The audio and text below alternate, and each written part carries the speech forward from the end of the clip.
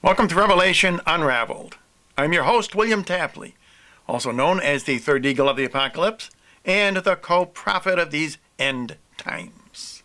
On this program, I want to talk about how the great Old Testament prophet Micah sealed up his end times prophecies about Donald J. Trump in his chapter number 5. And he sealed up the prophecies in very much the same way that Zechariah and Ezekiel and Daniel and others sealed up their end times prophecies. And they did it by rearranging their verses or their chapters to give very meaningful prophecy of these end times. For example, Daniel wrote 12 chapters. By the way, in the Douay-Rheims, you had to ignore chapters 13 and 14. They should be separate. We need to count just the 12 chapters, which are divided into 6 history chapters, that is 1 through 6, and 7 through 12, which are the vision chapters. Now, you may know that 6 plus 6 is an evil number, as the number of the Antichrist. Well, it turns out that chapters 10 and 12 of Daniel are actually the same chapter. And therefore, it is 6 history chapters followed by 5 vision chapters.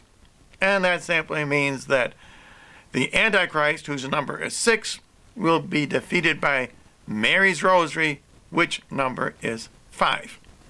And because end times prophecy is a gift from the Holy Spirit, you need 2 people to understand the prophecy, both the prophet, who usually gave the prophet thousands of years ago, and a co-prophet in these end times. And in this case, yours truly. And I'm not saying I'm the only co-prophet. There could be others as well. So now, how did Micah set up his end times prophecy about Donald J. Trump? How did he seal it up so that we only understand it at this time? So first you take the 14 verses and you arrange them as shown on this chart with 4 verses on the left, 5 in the middle, and 5 on the right.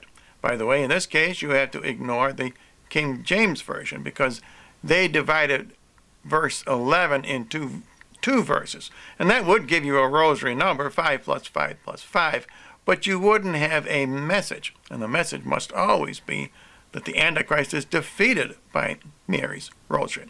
So how do we know that this is how Micah determined to have your verses arranged? Well, the last 10 verses, that is 10 through 14, are the only ones spoken by God himself.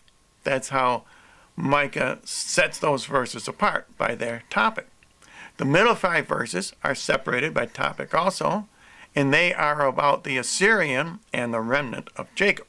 And the first 4 verses are primarily about Donald Trump and the remnant Catholic Church. But 4 verses followed by 2 5 verses does not give you a prophecy either. There are no 666 verses to indicate the Antichrist in between the 4 and the 5. But if we break down these verses further, the way Micah wanted us to, then we will be given an end times prophecy. In other words, the last 5 verses, 10 through 12, which are spoken by God, the first 3 verses, God says, I will destroy. And the last 2 verses, he says, I will, and he does something else. So Micah himself has divided this into a 3-verse section, 10, 11, and 12, followed by a 2-verse section, 13 and 14. And 3 before 2 is a fraction, and the fraction yields the decimal 1.5, and the decimal points don't count as far as prophecy goes, so 15 is an expression of Mary's rosary, 5 plus 5 plus 5. And sure enough, if you look at the previous 5 verses, that is 5 through 9, they are divided into a 2 plus 3 verse section. The first 2 verses, that is 5 and 6, are about the Assyrian, and the next 3 verses, 7, 8, and 9, are about the remnant of Jacob. And what does that give you? That gives you the fraction 2 before 3, or 2/3, and that equals the decimal point 666, as I have mentioned many times on this program, and that is, of course, the number of the Antichrist.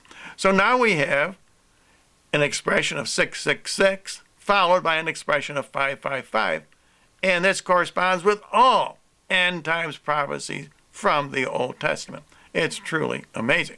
So what about the number 4, the first 4 verses? Well, you divide those into 1 and 2 on the left column and 3 and 4 on the center column.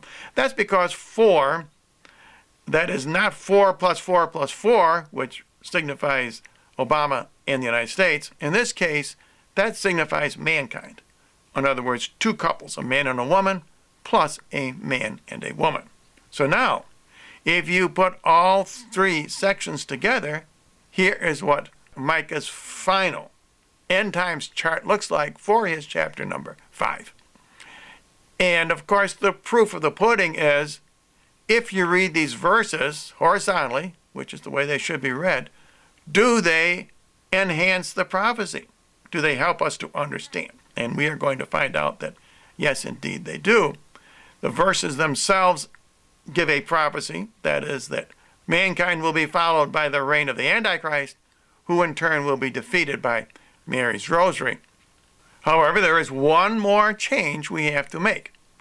Please note that the first 3 verses are in a 1-3-5 sequence. Those are rosary numbers also. To make the prophecy even a little more accurate, you reverse 3 and 5, and here is the chart in its final manifestation. 1, 5, 3 are the first 3 verses. And we've already looked at those 3 verses on this program. On the next program, I want to look at verses 7, 10, and 13, because they get into the second major prophecy in Micah's chapter number 5, and that is the end times fate of the Jews and the nation of Israel. And as always, if you would like to know more information about all of my ministry here on YouTube, visit my thirdeaglemedia.com website.